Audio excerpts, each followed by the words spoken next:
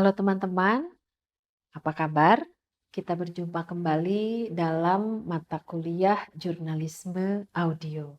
Pada kesempatan kali ini, saya Pandan Yuda Pramesti akan menyampaikan materi tentang pemrograman.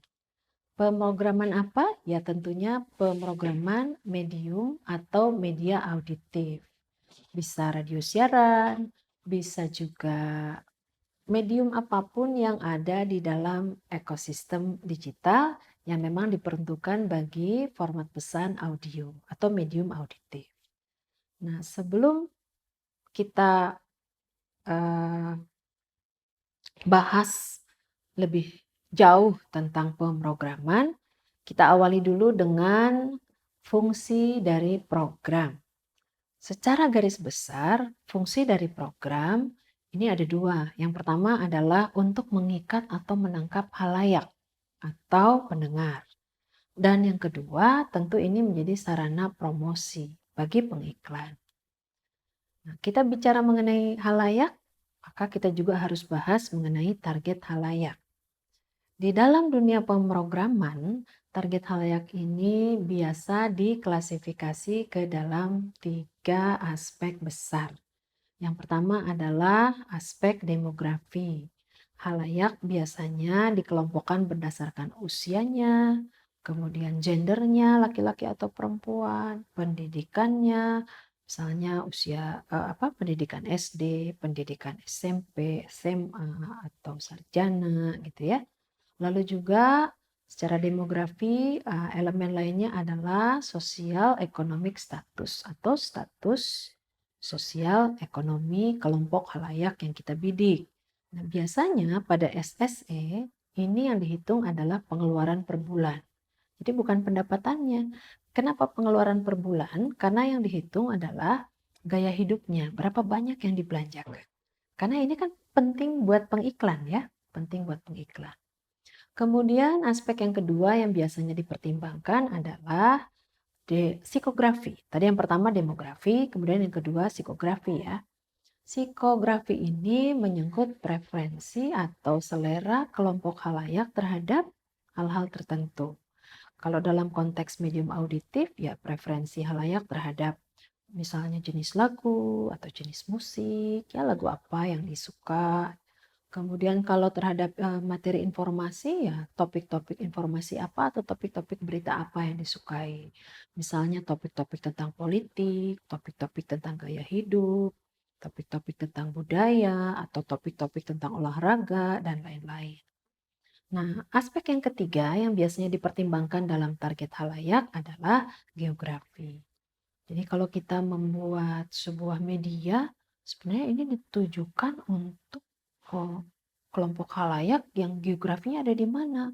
Ya, biasanya kalau siaran berbahasa Indonesia atau medium auditif yang menggunakan bahasa Indonesia, ya pasti sebagian besar targetnya masyarakat di Indonesia ya. Kalaupun ada masyarakat internasional yang berbahasa Indonesia, kan biasa saja berdiaspora gitu ya, atau orang-orang asing yang juga memahami bahasa Indonesia. Ya, itu sih bonusnya gitu. Karena kita tahu tidak banyak lah secara global kelompok halayak yang menggunakan bahasa Indonesia kecuali warga Indonesia yang berdiaspora ke luar negeri. Beda dengan bahasa Inggris ya. Nah, teman-teman mungkin teman-teman sudah tahu ada yang namanya generation theory atau teori generasi. Tokoh-tokohnya antara lain ada Karl Mannheim dan juga ada William Strauss dan Neil Howe. Teori ini mengatakan bahwa orang-orang yang dilahirkan atau dibesarkan di dalam era atau masa atau dibesarkan di dalam lingkungan yang sama, hampir mirip lah ya, itu mereka akan punya banyak kesamaan karakter. Jadi tadi ya, secara psikografi akan mirip, secara demografi, gitu. Terutama secara psikografi. Misalnya begini, orang-orang yang dibesarkan di tahun 80-an gitu ya, mereka akan mengenal atau masuk ke dalam memori yang kuat pada diri mereka itu lagu-lagu atau musik yang sangat populer di pertengahan tahun 90-an. Karena ada teori lain yang juga menunjang, yaitu teori kohort di dalam lagu, bahwa memori tentang lagu atau musik yang akan bertahan pada diri seseorang adalah lagu atau musik yang hit pada usia pubertas. Nah, jadi bicara tentang lagu misalnya untuk memenuhi teori yang tadi ya, yang generations, dikembangkan lagi ini bahwa lagu ini dibagi menjadi 6 kategori. Yang pertama dibagi berdasarkan gender penyanyinya, apakah penyanyi laki-laki atau penyanyi perempuan, kemudian kohortnya, dekadenya kapan lagu itu diluncurkan. Apakah lagu tahun 70-an, lagu tahun 80-an, lagu tahun 90-an, lagu tahun 2000-an, 2010 gitu ya. Tadi pengembangan dari teori kohort. Nah, biasanya lagu-lagu yang berkembang di tahun 70-an gitu ya. Nah, itu akan sangat mengendap dalam memori di orang-orang yang lahir pada pertengahan 50 sampai dengan pertengahan 60. Lagu-lagu yang hit di tahun 2000 itu akan sangat masuk ke dalam memori orang-orang yang lahir di pertengahan 70-an sampai dengan pertengahan 80-an. Dan kategori yang ketiga setelah gender, dekade, yaitu kebaruan. Kayak ini lagu baru atau ini lagu lama yang diperbaharui. Lagu baru, current, atau lagu lama yang diperbaharui, recurrent. Lalu jumlah penyanyinya, apakah penyanyinya ini single, duet, trio, quartet. Kemudian temponya, apakah temponya cepat, sedang, lambat. Dan yang terakhir atau yang keenam adalah moodnya. Apakah moodnya ini gembira, atau moodnya sedang, atau moodnya sedih. Nah, lagu-lagu ini dipilih sedemikian rupa, komposisinya diatur sedemikian rupa, supaya bisa memenuhi preferensi dari kelompok khalayak tertentu.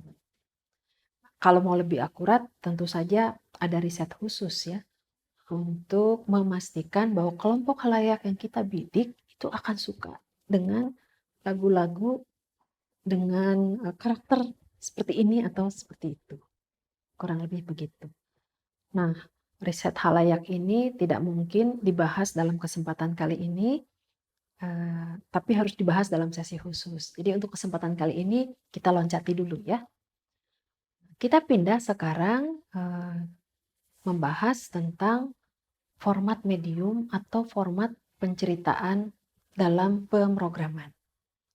Ada dua hal yang harus diperhatikan. Yang pertama format medium auditif. Yang kedua format penceritaan. Di dalam medium auditif itu ada dua jenis format. Yang pertama adalah medium sinkronus. Medium sinkronus itu seperti siaran radio ya. Kan disiarkan terus gitu disiarkan. Kalau di pause ya berhenti gitu siarannya. Tapi kalau di play lagi nyala lagi. Terus yang tadi kita berhenti nggak bisa didengerin lagi karena sinkronus. Udah lewat aja. Kemudian yang kedua adalah medium asinkronus. Atau kalau di dunia medium auditif, di dunia ekosistem digital ini dikenal sebagai on-demand medium. Nah, medium asinkronus ini sebetulnya tidak selalu berarti itu medium digital ya. Jangan salah. Surat kabar sebagai salah satu medium tradisional itu juga termasuk medium asinkronus. Itu on-demand medium. Kan kita bisa baca surat kabar bisa dari halaman berapapun ya mulainya ya. Tidak harus mulai dari halaman 1, masuk ke halaman 2, masuk ke halaman 3. Bisa saja kita langsung baca dari halaman belakang. Atau bisa saja kita langsung membaca dari rubrik yang kita suka. Jadi, karena itu medium asinkronus. Jadi format medium ada yang sinkronus dan ada yang asinkronus. Nah, kaitannya setiap format medium ini punya konsekuensi berbeda di dalam menyusun pemrograman. Kalau kita menyusun pemrograman untuk medium sinkronus, itu urut-urutan itu harus diperhatikan betul. Mana yang paling penting, kemudian mana yang kurang penting, mana yang tidak penting, itu harus betul-betul diperhatikan. Jadi kita tidak boleh menggunakan format piramida terbalik yang biasa digunakan oleh media cetak ya. Kenapa? Karena kalau medium asinkronus menggunakan format piramida terbalik, itu bisa-bisa sebuah acara tuh makin ke sana makin tidak menarik. Karena yang menariknya itu sudah diputar sejak awal. Coba kalau kalau kita mengurutkan topik atau elemen, makin ke sana makin nggak penting. Pendengar bisa hilang ya. Nah itu sebabnya pada medium-medium asinkronus biasanya menggunakan format blok. Kalau Anda mau uji begini, kalau ada anak tangga lagu terpopuler diputar dalam medium asinkronus, yang paling populer diputar di urutan yang mana? Urutan awal atau urutan akhir? Urutan akhir ya. Jadi kan rankingnya itu dari yang paling tidak populer dulu. Ranking 10 misalnya. Kalau kita bicara top 10. 10, 9, 8, 7, 6, 5 sampai akhirnya ke 1. Kenapa? Ya biar orang nungguin terus. Biar menunggu terus. Kalau dibalik ranking ke satunya udah diputar duluan. Nah, yang bikin gregetnya udah diputar duluan, makin ke sana kan makin tidak menarik. Jadi ini yang harus diperhatikan untuk programming mengurutkan elemen siaran pada medium sinkronus. Sementara pada medium asinkronus, pakemnya beda lagi. Kalau asinkronus ini lebih fleksibel karena orang bisa maju mundur kapanpun. Nah, itu format medium. Lalu bagaimana dengan format penceritaan? Format penceritaan ini ada dua hal penting juga ya, ada dua kategori penting. Ada yang formatnya linear, ini biasa digunakan untuk ya medium sinkronus sih, walaupun tidak selalu begitu ya. Ada juga yang formatnya non-linear. Format non-linear ini kita bisa menceritakan sebuah informasi atau sebuah kisah dengan alur yang kombinasi. Bisa alurnya maju, alurnya mundur, flashback, atau di mix. Biasanya kalau format penceritaan ini kita bisa lihat dalam buku cerita atau dalam film ya. Padahal sebenarnya di dalam medium auditif itu juga digunakan. Dalam radio siaran itu juga digunakan. Cuma tidak banyak yang membahas ini. Yang non-linear tuh kalau Anda nonton film, terus filmnya dimulai dari masa kini, tapi kemudian ada flashback ke belakang. Historinya seperti apa. Nah itu non-linear, teknik penceritaannya. Nah dalam medium auditif itu juga digunakan. Terutama kalau kita mau menceritakan sebuah feature misalnya ya, atau kisah-kisah yang panjang. Nah, selain format medium dan format penceritaan, hal lain lagi yang juga harus diperhatikan adalah elemen pemrograman. Ada beberapa hal yang harus kita perhatikan dari elemen pemrograman. Yang pertama, kita harus punya rumusan program. Di dalam merumuskan program, yang paling penting kita mulai dari analisis situasi. Kita melihat situasi secara umum. Kita memetakan siapa kompetitor kita, siapa mitra kita. Bagaimana kompetitor, bagaimana mitra. Kita memetakan potensi halayak. Kita memetakan potensi bisnis, nilai-nilai bisnis. Itu analisis situasi itu kemudian kita rumuskan. Dari situ kemudian kita menurunkan kepada rumusan kebijakan dan arah produksi. Nah, ini instruksinya harus jelas, harus sejelas mungkin dan harus dipastikan bahwa ini mudah dimengerti oleh orang yang akan melaksanakan program. Kemudian yang terakhir, kita harus punya sebuah ukuran untuk menilai apakah program ini sukses atau program ini gagal. Itu ya. Hal lain lagi yang juga harus diperhatikan di dalam dasar-dasar pemrograman, setelah tadi kita membuat ini ya, elemen-elemen pemrograman, kita harus memperhatikan ada elemen-elemen lainnya. Misalnya, apa yang dibutuhkan pendengar, apa yang diinginkan pendengar, apa yang disukai pendengar, dan bagaimana kebiasaan orang mendengarkan. Di dalam ekosistem digital ada istilah algoritma ya.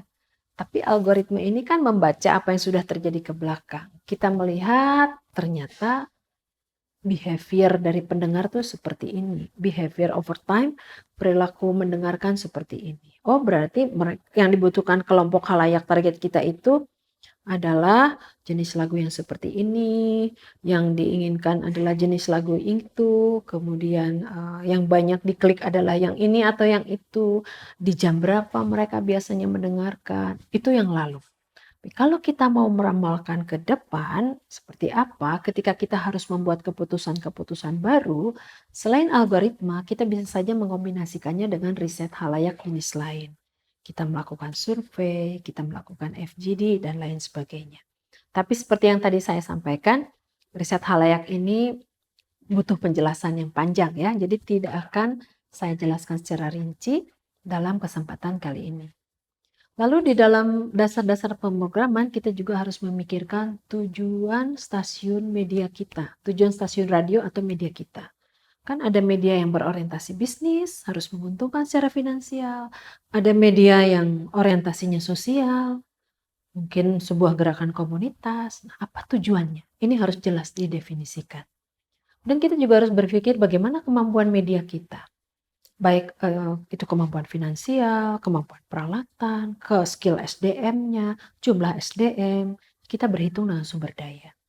Lalu kita juga harus memikirkan apa yang dilakukan oleh pesaing dan kalau ada sponsor, apakah konteksnya bisnis atau voluntari, kita juga harus memikirkan kebutuhan dan kesenangan sponsor. Apa yang diharapkan atau ditarget oleh sponsor. Itu ya, mengenai dasar-dasar pemrograman. Nah, ketika program ini dijalankan, jangan lupa bahwa program Anda harus dapat dipercaya oleh target halayak Anda. Di program itu tidak boleh kadang-kadang ada, kadang-kadang tidak.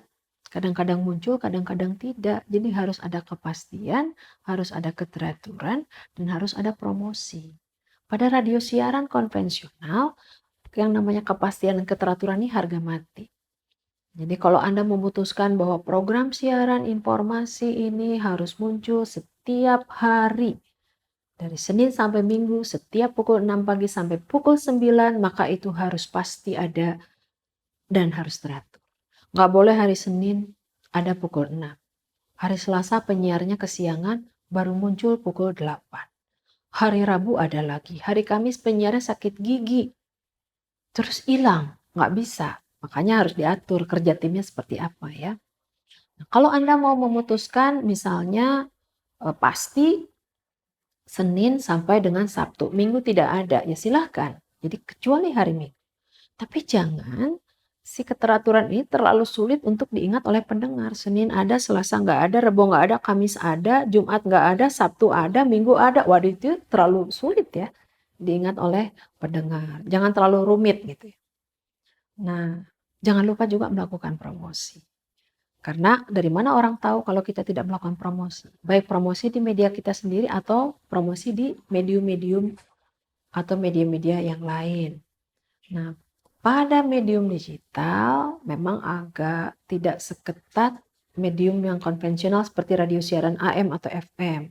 Tapi tetap kepastian dan keteraturan ini harus ada. Meskipun kalau pada media on demand kan tidak harus pukul 12.00 gitu ya. Tidak harus seperti itu. Tapi kita tetap harus membuat pola yang membuat orang mengingat kapan ada, kapan tidak ada.